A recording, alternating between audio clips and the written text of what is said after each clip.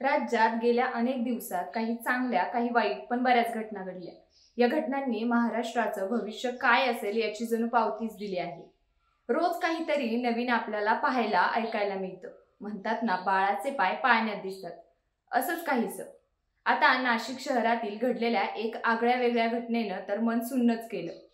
8व्या वर्गात असणाऱ्या एका विद्यार्थ्याच्या दप्तरात वह्या पुस्तकाऐवजी चक्क कॉन्डोमची पाकिटं, चाकू, ड्रग्ज आणि भरपूर काहीतरी सापडलं। काय घडतंय राज्यात? शिक्षकी पेशाला काळीमा फासणारा नेमका प्रकार आहे तरी काय? नमस्कार, मी पल्लवी स्वागत करते इब्लिशच्या या विशेष व्हिडिओमध्ये।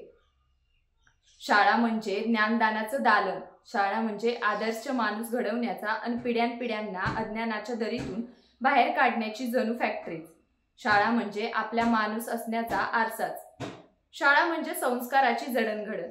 शाळा म्हणजे केवळ 4 भिंतीच नव्हे, अपितू नवनव्या शोधांची जननीच म्हणायला हरकत नाही। पण ज्ञानदानाचा प्रकाश पाडणाऱ्या सूर्यावरच ग्रहण लागावं आणि अंधार चौफेर माजावा असा काहीसा प्रकार महाराष्ट्रातील नाशिकच्या घोटी येथील एका शाळेत घडला आहे।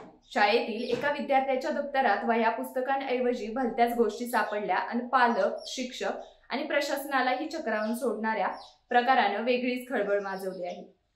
मुख्याध्यापकांनी अचानक दप्तरांची तपासणी केली आणि त्या तपासणीत अशा गोष्टी सापडल्या ज्या कोणाच्याही अंगाचा थरकाप उडवून टाकतील। फायटर सायकलची चेन, धारदार चाकू, लोखंडी कडे, कॉन्डोम्सची पाकिटं, पत्त्यांचे कॅट आणि अंमली पदार्थ सुद्धा। हे सगळं पाहून पालक आणि शिक्षक सुन्न झाले। नशेच्या आहारी गेलेली मुलं, चुकीच्या संगतीत बुडालेली संस्कृती ही गंभीर इशारा देणारी आहे। याची जाणीव आता तरी आपल्याला व्हायला पाहिजे। शाळकरी वयात मुलांना चुकीच्या मार्गांकडे वळवणारे घटक कोणते? वाईट संगत, सोशल मीडियाचा नको असलेला प्रभाव आणि पालकांचं दुर्लक्ष, असे अनेक प्रश्न उपस्थित होताना दिसत आहेत।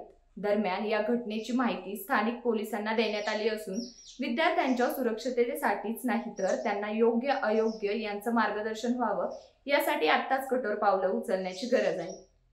अर्थात आता ही कठोर पावलं उचलणार कोण? प्रशासन, शिक्षक, पालक की आणखी कोणी? पण प्रश्न असा आहे की याला जबाबदार नेमकं धरावं कुणाला? शाळेत जाण्याआधी मुलं आई वडिलांच्या संगतीत असतात। आई वडील त्यांना मोबाईल देऊन शांत करतात। नको त्या वयात नको त्या गोष्टी मोबाईल मुलांना दाखवतो आणि त्याचा परिणाम लहान मुलांच्या बालमनावर होतो। शाळेत गेल्यावर मुलांवर हात उचलायचा नाही असा अघोषित कायदाच आहे। मुलांना मारल्याचा पुळका पालकांना येतो, पण तुमच्या मुलांनी असं काय केलं की त्यांना मारावं लागलं असा कोणताच प्रश्न पालक स्वतःला विचारून पाहत नाही। याचे परिणाम आता पाहायला मिळत आहेत। उलगण्याची मजा आणि ती प्रोसेस ही जेन झेडची मुलं विसरली आहेत। योग्य गोष्टींचं ज्ञान योग्य वयातच मिळायला हवं, याची जाणीव कधी करून देऊ आपण आपल्या मुलांना? मोबाईलचं व्यसन मुलांचं बालपण हिरावून घेतो आहे, याची कवडीशीही जाणीव सुद्धा आताच्या पालकांना नाही। खंत याचीच आहे। असो, समाज मनाचा आरसा होण्याची गरज आता आपणच मुलांना लावायची गरज आहे।